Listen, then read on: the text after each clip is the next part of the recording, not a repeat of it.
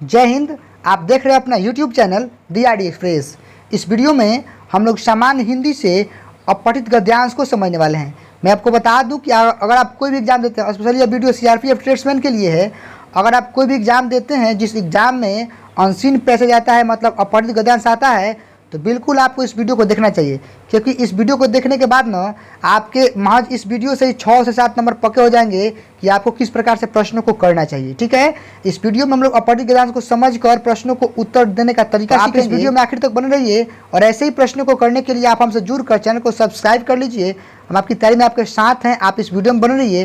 और चलिए अपने गद्यांश को देखते हैं। पहले देखिए, सबसे बड़ी चीज़ होती है गद्यांश को समझना। ठीक है, अगर आप गद्यांश को ढंग से समझ जाते हैं, इस वीडियो में हम लोग पहला गद्यांश को सीखेंगे, क्योंकि एग्जाम तक हम लोग कई सारे गद्यांश को कर चुके हैं, जिससे आपकी तैयारी अच्छी हो जाएगी। ठीक है, पहली बात ये होती है कि आपको गद्यांश को पहले ढंग से समझना चाहिए। ठीक है, उसके बाद उसके उत्तरों को देने का प्रयास करना चाहिए। देखिए, मैंने कुछ हाईलाइट भी किया है जिसकी आवश्यकता आपको आगे पड़ेगी। चलिए हम पढ़ते हैं गद्यांश को अपने स्तर से। ठीक है, देखिए, बाकी आप वीडियो को पढ़ खुद भी पढ़ सकते हैं। कह रहा है कि देश के विकास और समृद्धि के लिए सबसे महत्वपूर्ण चीज़ है शिक्षा। ठीक है, आज हमारा देश परिवर्तन के ज़बरदस्त दौर से गुजर रहा है। देश में लाखों लोग ऐसे हैं जिन्होंने साक्षरता तो पा ली है, उभर रहे आधुनिक विश्व और भारत में नए जमाने के अनुरूप रोजगार की योग्यताएं अभी उन्हें पानी है। ठीक है, आगे देखिए, हमें कमज़ोर तबके के लोगों पर अधिक ध्यान देना चाहिए, क्योंकि वे ही ऐसे लोग हैं जो शिक्षा की पैदानों औरों की भांति नहीं चढ़ पाए हैं। वे शिक्षा में पिछड़ जाते हैं। आज ज़रूरत इस बात की है कि लोगों को यह स्वतंत्रता हो कि वे अपने बच्चों को किसी भी नज़दीकी स्कूल में जाकर भर्ती करा सकें और इस विश्वास के साथ घर लौट सके कि उनके बच्चों को उस स्कूल में बेहतर और मूल्य आधारित शिक्षा मिलेगी। भिन्न भिन्न बालकों की भिन्न भिन्न ज़रूरतें होती हैं। फिर हमसे बोल रहा है कि स्कूलों में सभी को उनकी ज़रूरतों के अनुरूप ध्यान दिया जाए, ऐसी व्यवस्था स्कूलों में होनी चाहिए। हमें और आगे थोड़ा सा है, दृष्टिकोण में भी बदलाव लाना होगा। हमें एक ऐसी शिक्षा पद्धति चाहिए जो लचीली हो, जो प्रभावी होने के साथ साथ स्वयं को नवीनीकृत करने की क्षमता रखती हो। चलिए, उम्मीद है आप इस गद्यांश को खुद से भी पढ़कर समझ गए होंगे। चलिए अब इसके द्वारा पूछे गए प्रश्नों को हल करने का प्रयास करते हैं और इसके प्रश्नों को समझते हैं। चलिए, बिल्कुल इसी में से प्रश्न आपको देखने को मिलेंगे। सबसे पहला प्रश्न आपसे पूछ रहा है कि गद्यांश में एक शब्द आधुनिक आया है। ठीक है, तो कह रहा है कि आधुनिक विश्व में जो आधुनिक शब्द है वह क्या है जी? संज्ञा है, क्रिया विशेषण है या प्रविशेषण है? तो देखिए, विश्व की विशेषता है ना, क्या विश्व कैसा है? आधुनिक है, नया है, इसलिए क्या हो जाएगा? विशेषण सही आंसर हो जाएगा। चलिए बढ़ते हैं प्रश्न संख्या 2 की तरफ, और बिल्कुल आपको इसका उत्तर गद्यांश से मिलेगा। हम आपको बता दे रहे हैं कहाँ से आप खोजिएगा। ठीक है, थोड़ा हम कलर चेंज कर लेते हैं। देखिए, इस सवाल को कह रहा है कि देश के विकास और समृद्धि के लिए सबसे महत्वपूर्ण क्या है जी? रीति रिवाज का पालन करना, देश की सीमाएं, शिक्षित समाज या देश की जनसंख्या?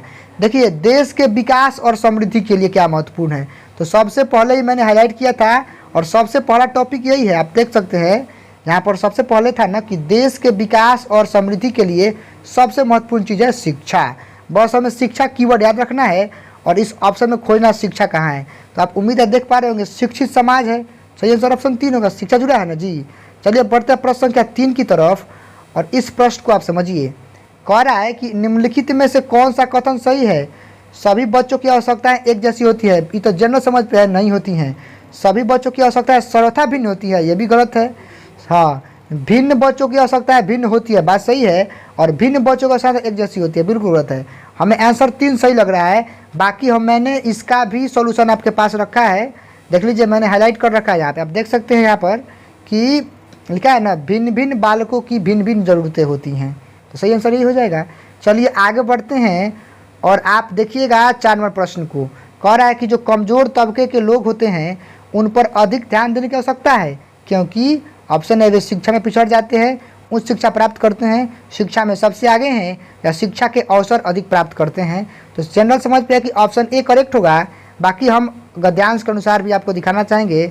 आप देख लीजिए कि यहाँ पे है ना कि हमें अधिक ध्यान देना चाहिए, क्योंकि क्या है, ऐसे लोग हैं जो शिक्षा के पैदान से नीचे हैं और वे सभी शिक्षा में क्या है, पिछड़ जाते हैं। मैंने हाईलाइट कर दिया है, आपको उत्तर आसानी से। ऐसे ही आपको एग्जाम में प्रश्न के उत्तर को खोज कर आंसर कर देना है। चलिए, हमसे प्रश्न कर रहा है कि जो भिन्न भिन्न शब्द है वह कैसा है जी। तो मैं आपको बता दूं कि यहाँ पे शब्द रिपीट हुआ है ना, इसलिए क्या आ जाएगा, पुनरुक्त शब्द है। ठीक है, बार बार इसका उपयोग हो रहा है। चलिए बात करते हैं अपने प्रश्न संख्या 6 की। कह रहा है कि लोगों को किस बात की स्वतंत्रता होनी चाहिए जी।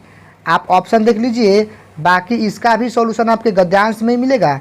लोगों को किस बात की स्वतंत्रता होनी चाहिए, आप देख सकते हैं यहाँ पर है कि लोगों को यह स्वतंत्रता होनी चाहिए कि वे अपने बच्चों को किसी भी नज़दीकी स्कूल में ले जाकर भर्ती करा सकें।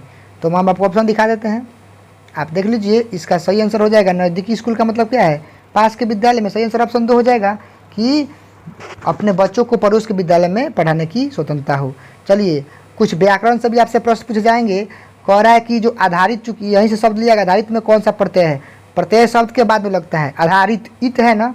सही आंसर ऑप्शन 2 हो जाएगा। चलिए 8 नंबर प्रश्न की बात करते हैं, साक्षरता का विलोम क्या होगा जी। तो ऑप्शन आप देख सकते हैं, साक्षरता का हो जाएगा निरक्षरता। सही आंसर ऑप्शन ए हो जाएगा। बढ़ते हैं प्रश्न संख्या 9 की तरफ। कह रहा है कि हमें कैसी शिक्षा पद्धति चाहिए, लचीली, परंपरागत, पाश्चात्य या रूढ़। तो देखिए इसका उत्तर भी आपके गद्यांश में निहित है, हम आपको दिखाना चाहेंगे। आप देख लीजिए, यहाँ पर जूम इन करते हैं, थोड़ा सा देख लीजिए, हम जूम इन करके आपको दिखा देना चाहेंगे। कह रहा है ना कि हमें एक ऐसी शिक्षा पद्धति चाहिए जो क्या हो जी, लचीली हो। तो मतलब साफ है, आप देख लीजिए आपके ऑप्शन में लचीली दिया गया है ना, तो सही आंसर लचीली होगा, जो कि आपके ऑप्शन नंबर 1 में दिया गया है। चलिए बढ़ते हैं प्रश्न संख्या 10 की तरफ। और यह बिल्कुल आसान सवाल है, इतिहास का विशेषण आपको पता है ना, इतिहास का विशेषण होता है ऐतिहासिक। क्या होता है, ऐतिहासिक। आपको हम ऑप्शन भी दिखा देते हैं, सही आंसर ऐतिहासिक होगा। देख लीजिए ऑप्शन नंबर 2 ही करेक्ट होगा। चलिए बढ़ते हैं प्रश्न संख्या 11 की। शिक्षा शब्द कैसा है जी, पुल्लिंग है, स्त्रीलिंग है, उभयलिंग या कोई नहीं। तो शिक्षा दी जाती है, मतलब क्या है, स्त्रीलिंग है। चलिए बात करते हैं 12 नंबर प्रश्न की। कह कि जो नवीन का विलोम क्या होगा जी, नया, न्यून, नूतन या प्राचीन। आसान है, पुराना या प्राचीन। सही आंसर ऑप्शन 4 होगा। इस वीडियो में हम लोग गद्यांश को समझ पाए हैं, उम्मीद है आप समझ पाएंगे। ऐसे प्रश्नों को करने के लिए आप हमसे जुड़ जाइए, चैनल को सब्सक्राइब करके बेल आइकन दबा लीजिए। आप अपनी तैयारी करते रहिए। मिलते हैं अगले वीडियो में अगले टॉपिक के साथ, तब तक के लिए टेक केयर, थैंक यू, जय हिंद, वंदे मातरम।